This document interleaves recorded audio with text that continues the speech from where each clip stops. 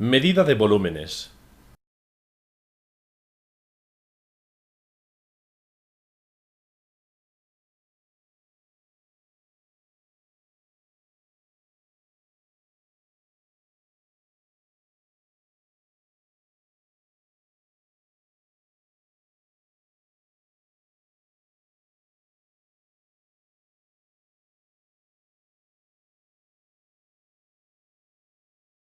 Una operación habitual en el laboratorio es la medida de volúmenes de líquidos.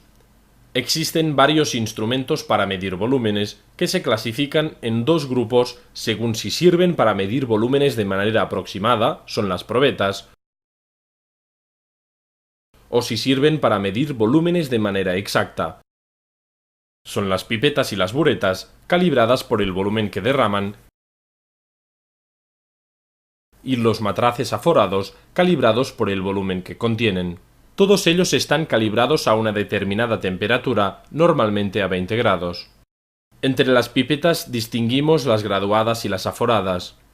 Las pipetas graduadas presentan divisiones a lo largo del tubo, con lo cual permiten medir volúmenes variables. Las pipetas aforadas se utilizan para medir volúmenes fijos. Tanto las pipetas graduadas como las aforadas pueden tener una o dos marcas de enrase. Es necesario indicar que también hay otros recipientes que indican un volumen orientativo, como por ejemplo los vasos de precipitados y los Erlenmeyers, pero no los utilizaremos nunca para medir volúmenes. Instrucciones para el uso de pipetas. Hace falta que os fijéis en el tipo de pipeta que tenéis y sus características, por ejemplo, si es graduada o aforada, si tiene una señal de aforo o dos, entre otras. Es necesario que la pipeta esté bien limpia. No se puede pipetear el líquido directamente del recipiente de reactivo. Para ello, trasvasamos un cierto volumen a un vaso de precipitados y se pipetea de aquí para evitar contaminar el reactivo que queda en la botella. Si la pipeta está mojada de agua, se debe pasar antes algo del líquido o la disolución que se debe pipetear para evitar diluciones. Para hacerlo, aspiramos un volumen pequeño del líquido que se quiere pipetear y mojamos bien toda la superficie interior haciendo girar la pipeta. Se introduce la punta de la pipeta en el vaso de precipitados y nos fijamos en que la punta de la pipeta se mantenga por debajo del nivel del líquido del recipiente para que no entre aire al pipetear el líquido. Se adapta la pera o el pipeteador de émbolo a la pipeta, también denominado P-Pump, no lo haremos nunca directamente con la boca, y aspiramos la disolución que se quiera pipetear hasta por encima de la señal superior de aforo. Sacamos el pipeteador de émbolo o la pera, tapamos la pipeta con el dedo índice y con el papel absorbente secamos el exterior de la pipeta. Seguidamente se debe disminuir la presión del dedo y enrasar colocando la punta de la pipeta sobre la pared del recipiente. La posición de la mano permite controlar el derramamiento. Para que el enrase sea correcto y para evitar el error de paralaje, el ojo del que lleva a cabo la medida debe estar a la altura del nivel del líquido y perpendicular a la pipeta. Hace falta parar el flujo cuando el fondo del menisco coincide exactamente con la marca de la graduación en la pipeta graduada o con la marca del enrase en la pipeta aforada. Además, debemos asegurarnos de que no hay burbujas en el líquido ni espuma en la superficie. Transferimos el volumen medido al recipiente adecuado. Si la pipeta es de doble enrase, se debe dejar caer el líquido comprendido entre las dos marcas. En el caso de tener una pipeta de un solo enrase, una vez se ha vaciado la pipeta, esperamos 10 segundos para asegurarnos que ha vaciado completamente. No se debe soplar nunca para sacar el líquido que permanece en la punta. Si la pipeta está bien limpia, no deberán quedar gotas adheridas. Instrucciones para el uso de las buretas.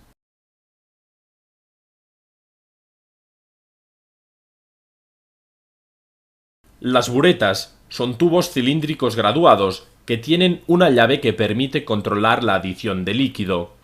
Se utilizan sobre todo en valoraciones o volumetrías. Las llaves pueden ser de vidrio o de teflón. Si la llave es de vidrio, se utiliza un lubricante. Sujetamos la bureta sobre el soporte de forma que quede en posición vertical y así se pueda ver la escala graduada. Antes de llenar la bureta, se debe comprobar que la llave esté cerrada y bien ajustada.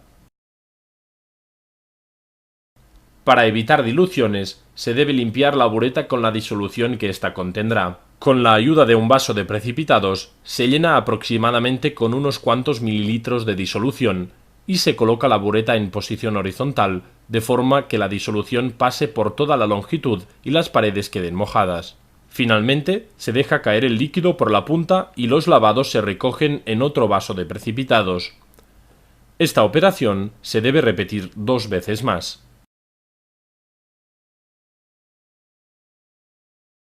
Con la ayuda de un vaso de precipitados, volveremos a llenar la bureta por encima de la marca del cero y a continuación dejamos caer el líquido hasta que quede enrasado justo en el cero.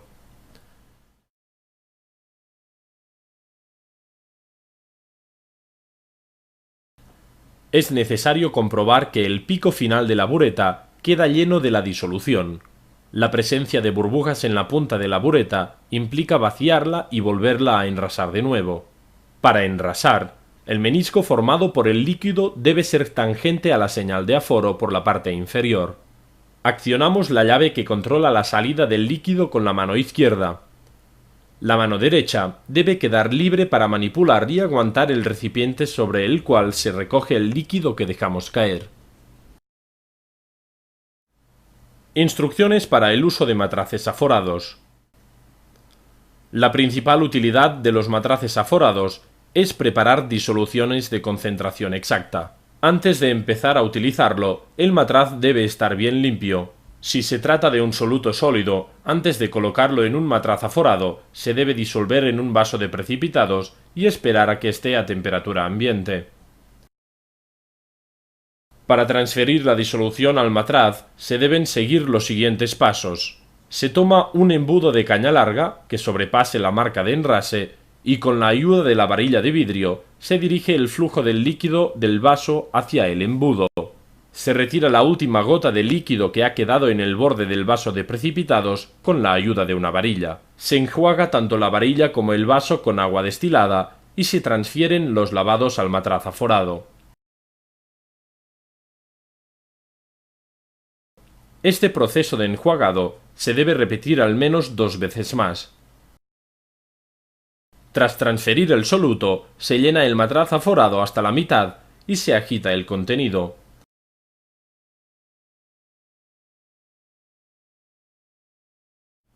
Se va adicionando más disolvente y se vuelve a mezclar bien.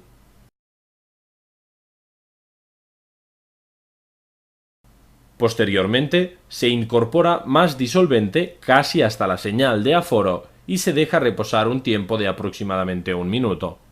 Con una pipeta Pasteur, un cuentagotas o una pipeta, se acaba de enrasar la disolución poniendo el enrase a la altura de los ojos para evitar el error de paralaje.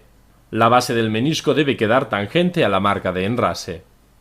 Acto seguido, para acabar de homogeneizarla, se tapa el matraz aforado y se le da la vuelta varias veces.